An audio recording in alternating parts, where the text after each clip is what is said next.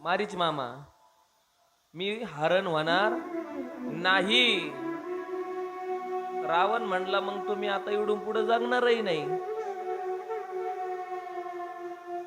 मारीच म्हणले हरण झालो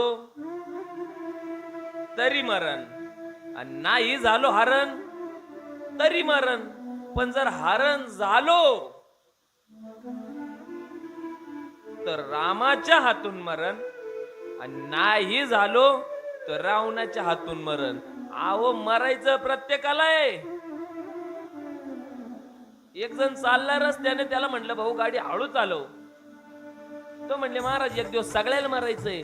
मी म्हटलं बाबड्या मरायचं सगळ्याला आहे, फक्त कुत्र्यासारखं नाही माणसासारखं मरायचं.